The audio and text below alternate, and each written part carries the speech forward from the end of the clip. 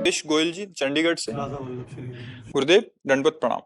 गुरुदेव, दैन्य भाव की परिपूर्णता का क्या लक्षण है? इसमें लक्षण की जरूरत नहीं, अहंकार के समर्पण की जरूरत है। जैसे जैसे हम समर्पण की तैयारी करते जाएंगे वैसे वैसे प्रभु समर्पण करते जाएंगे।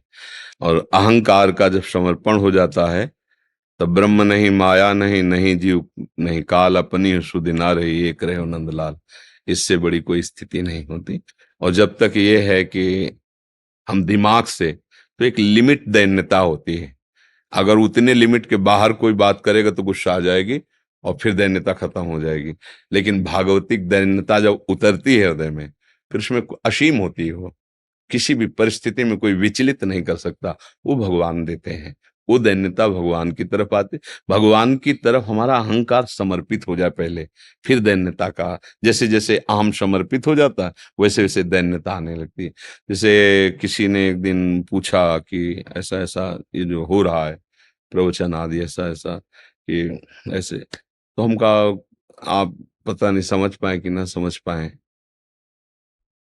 यहाँ वही बैठ कर रहे हैं। ना हम पढ़े लिखे हैं, ना हमारे अंदर ज्ञान है। जो हमारे स्वामी हैं, जिनकी शरण में हो, जैसे साउंड बोलता है, कोई साउंड की बहुत बड़ाई करे, साउंड में क्या बड़ाई, बात तो उस मशीन की है जहां से वो अपलोड होकर के चल रहा है। ऐसे ही वो भगवान बैठे हुए सब वही बुलवाते हैं, वही सब करवाते हैं। ये बात हमारी जब समझ में आ जाएगी तो अहंकार की सत्ता ही नहीं रह जाएगी। हम कुछ नहीं कर सकते, अंदर बैठा हुआ प्रभु वही करा रहा है। तो फिर यही बात पकड़ करके पाप कर्म करने वाले भी बोलने लगते हैं कि हमने सुना है कि भगवान बैठे करा रहे हैं। अभी अहंकार है, क्योंकि अहंकार में काम क्रोध लोभ मोह मद मत्सर कर्ता भोक्ता भाव होने के कारण पापाचरण होता है। और जब आप प्रभु भाव में आ जाएंगे तो ये कोई आचरण आपके नहीं होंगे। अहंकार में ही सारे दोष रहते हैं। तो जैसे जैसे अहंकार समर्पित होता है वैसे वैसे दिखाई देने लगता है मैं कुछ नहीं हूं, क्वाहम तुच्छा परम अधमा, प्राण हो गर्भ कर्मा, यत्तन नाम स्मृति महिमा हरेश वृंदावन। कहाँ मैं तुच्छ अधम नीच और कहाँ है प्रियाजू का राधा नाम। ये तो धाम की कृपा है, गुरुजनों की कृपा है, श्री जी की कृपा है, नहीं तो मेरी सामर्थ्य का मैं राधा बोल सकूं। समझ रहे? अब वो आ गई दैन्यता, वो भगवत प्रदत्त दैन्यता है, असलियत दिखाई देने लगती है।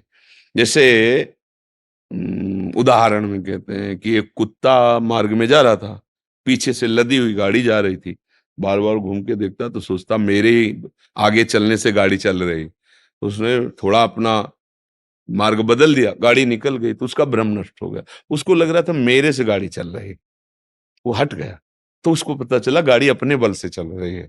ऐसे ही हमको लगता है कि हम ज्ञानी, हम विज्ञानी, हम अमुक, हम जितेंद्री, हम कुछ नहीं।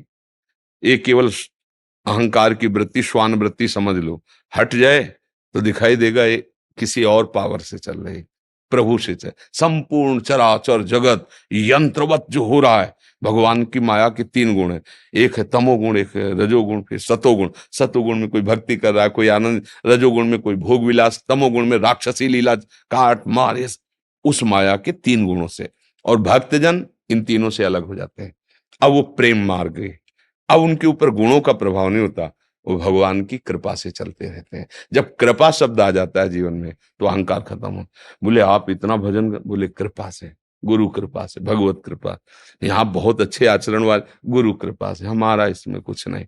अब अहंकार गया ना, अब दैन्यता। जब तक कुछ ये लगता है मैं कर रहा हूं, अहंकार विमूढ़ आत्मा करता हमिति मन्यते, मैंने ऐसा किया, मैं ऐसा करूंगा, मैं ऐसा कर सकता हूं, तब तक अहंकार। और जब ये भैया श्री जी की कृपा से धाम आए, श्री जी की कृपा से शरण में हुए, श्री जी की कृपा से भजन हो रहा है, श्री जी की कृपा से श्री जी मिल जाएंगे, अहंकार लीन हो रहा है, अहंकार समर्पित हो रहा है। ऐसे भगवत कृपा से अहंकार समर्पित हो जाता है। भगवत कृपा प्राप्त करने के लिए मन वचन कर्म से उनका आश्रय ले ले। मन कर्म वचन छाड़ चतुराई, तो भजत कृपा करी है रघुराई। कृपा हो गई, अहंकार गलित हो गया, जीवन मुक्त महापुरुष हो गया। ये अहंकार तो दुर्गति का कारण बनता है।